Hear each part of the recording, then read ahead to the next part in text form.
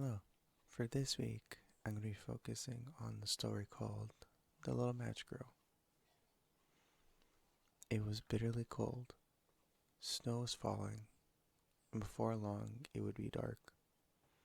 It was the last day of the year, New Year's Eve.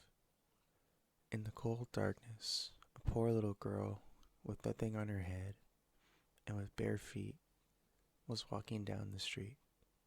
Yes, it's true. She had been wearing slippers when she left home. But what good would they do? They were great big slippers that belonged to her mother. That's how big they were. The little girl had lost them while scurrying across the road to avoid two carriages rushing by at a terrifying speed. One slipper was nowhere to be found, and a boy had run off with the other, declaring that he would use it as a cradle when he had children of his own someday. The little girl walked along on her tiny bare feet, which were red and blue from the cold. She was carrying matches in an old apron, and she had a bundle in her hand as well. No one had bought anything from her all day long, and she had not received so much as a penny. Poor mite, she was the picture of misery as she trudged along, hungry and shivering with cold. Snowflakes fell on her long, fair hair, which settled into beautiful curls at the nape of her neck. But you can be sure that she wasn't worrying about how she looked.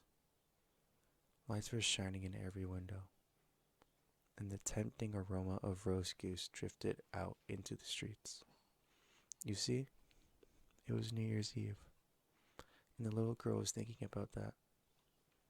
Over in a little nook between two houses, one of which jutted out into the street more than the other, she sat down and curled up, with her legs tucked beneath her. But even there she just grew colder and colder. She didn't dare return home, for she had not sold any of her matches, had not earned a single penny. She knew that her father would beat her, and besides, it was almost as cold at home as it was here. They had only the roof to protect them, and the wind howled right through it, even though the worst cracks had been stopped up with straw and rags. The girl's little hands were almost numb from the cold. Ah, maybe a lighted match would do some good. If only she dared pull one from the bunch and strike it against the wall, just to warm her fingers. She pulled one out. Scratch. How it sputtered. How it flamed. Such a bright, warm light. It felt just like a little lamp when cupped her hand around it. Yes, what a strange light it was. The little girl imagined that she was sitting in front of a big iron stove, with shiny brass knobs and brass feet. The fire was burning so cheerfully, and it warmed her up. But, oh no, the little girl was just stretching out her toes to warm them up too, when out went the flame. The stove vanished, and there she sat with the end of a burned match in her hand. She struck another match. It flared up, and when the light shone on the wall, it began to turn transparent, like a piece of gaze. She could see right into a dining room, where a table was covered with a snowy white cloth and fine china. The air was filled with the delicious scent of roast goose stuffed with apples and prunes. And what was even more amazing, the goose jumped right off the dish and waddled across the floor, with a carving knife and a fork still in its back. It marched right up to the poor little girl. But then the match went out, and there was nothing left to see but the cold, solid wall. She lit another match. Now she was sitting beneath the most beautiful Christmas tree. It was even taller and more splendidly decorated than the one she had seen last Christmas through the glass doors of a house belonging to a wealthy merchant. Thousands of candles were burning on the green branches, and colorful pictures just like the ones she had seen in the shop windows looked down at her. The little girl stretched both hands up in the air, and the match went out. The Christmas candles all rose higher and higher into the air, and she saw them turn into bright stars.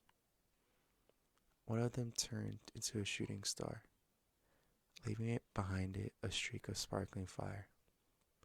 Someone is dying, the little girl thought, for her grandmother, the only person who had ever been kind to her and who is no longer alive, had once said that a falling star means that a soul is rising up to God.